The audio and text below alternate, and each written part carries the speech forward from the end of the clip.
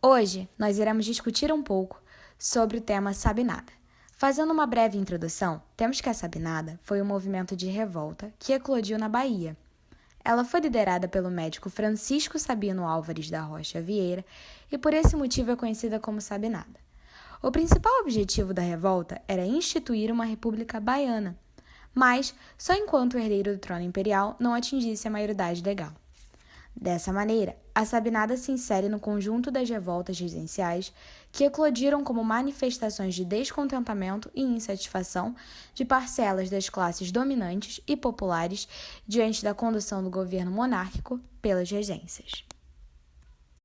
Podemos afirmar que, em comparação com as outras revoltas provinciais de caráter separatista, ocorridas no mesmo período, a Sabinada foi bastante breve, pois teve seu período de duração entre os anos de 1837 e 1838.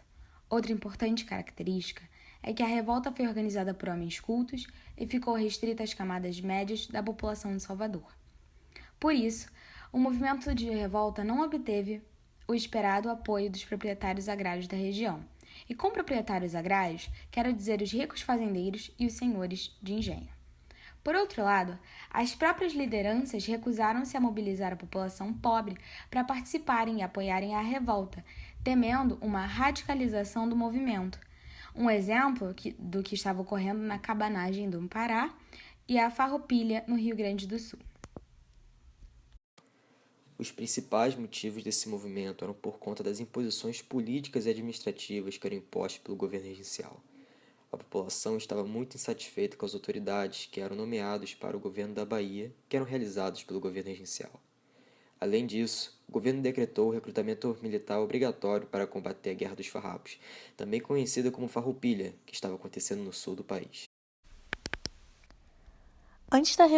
O início do Levante. Antes da Revolução surtir o efeito que todos esperavam, uma primeira tentativa se mostrou falha quando um grupo de negros malês fracassou na tentativa de invasão e conquista da cidade de Salvador.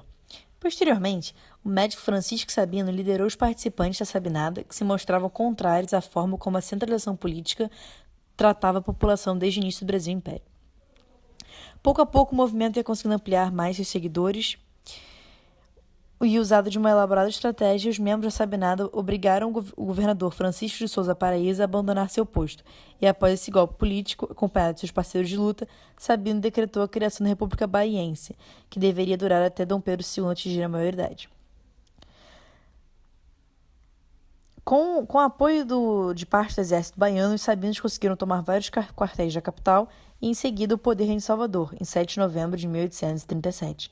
No mesmo ano, proclamam a chamada República Baiense, mas anunciaram que só duraria até Dom Pedro II atingir a maioridade e assumir o trono. Como Dom Pedro não possuía idade suficiente para ascender ao poder, o novo governo conseguiu se consolidar em caráter transitório, tentando trabalhar para que o povo baiano tivesse uma certa tranquilidade e bem-estar durante o período. Um dos objetivos da nova república que acabava de ser criada em território baiano era o de conceder a todos os escravos que declarassem apoio ao governo sua liberdade, que era uma forma de adquirir mais seguidores, fortificando ainda mais o poder da nova administração política e aumentando o número de membros adeptos ao sistema. Em resposta ao movimento, o governo regencial de Feijó nomeou um novo governador e organizou um destacamento de forças militares destinadas a dar fim ao levante. Sem a adesão dos senhores de engenho da região do Recôncavo, isto é, da elite, a repressão por parte do governo imperial tornou-se fácil. Após bloquear as saídas marítimas de Salvador, as tropas do governo iniciaram um ataque terrestre. Entre os dias 13 e 15 de março, as ruas de Salvador foram ocupadas pelas forças regenciais que renderam os participantes da revolta. Muita violência foi usada para conter essa revolta. Centenas de casas de revoltosos foram queimadas, incendiadas. Cerca de 1.000 pessoas morreram nos combates e mais de 3.000 revoltosos foram presos e julgados por um tribunal composto pelos latifundiários da província.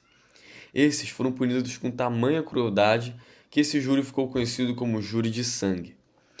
O governo regencial tratou de julgar os líderes da Sabinada, condenando 3 deles a penas de morte e os demais à prisão perpétua. Porém, com a antecipação da maioridade de Dom Pedro II, em 1840, Os condenados foram anistiados, recebendo penas mais leves, no caso, o exílio em solo brasileiro. Sendo assim, Francisco Sabino acabou seus dias na fazenda Jacobina, na então remota província do Mato Grosso. Outros, como Daniel Gomes de Freitas, Francisco José da Rocha, João Rios Ferreira e Manuel Gomes Pereira, conseguiram invadir-se e depois juntaram-se à Revolução Farroupilha. Apesar do fracasso, a Sabinada baseou-se numa queixa muito generalizada, compartilhada até mesmo pela camada dominante inicialmente. A crítica estava totalmente voltada contra o poder central, e o jornal Novo Diário da Bahia, do próprio Sabino, sustentou em novembro de 1837 que a rebelião era uma segunda revolução da independência. Os grandes proprietários da Bahia não estavam em desacordo com essa opinião. Na medida que os rebeldes oscilavam entre o federalismo e o separatismo, a república e a monarquia, mas assumindo o papel de governo sem se decidir pela revolução, não conseguiram empolgar as camadas populares. Entretanto, pelas circunstâncias, os sabinos estavam suficientemente próximos das camadas populares para despertarem a antipatia da camada dominante. Tal oscilação revelava a fraqueza do movimento e a razão de sua derrota.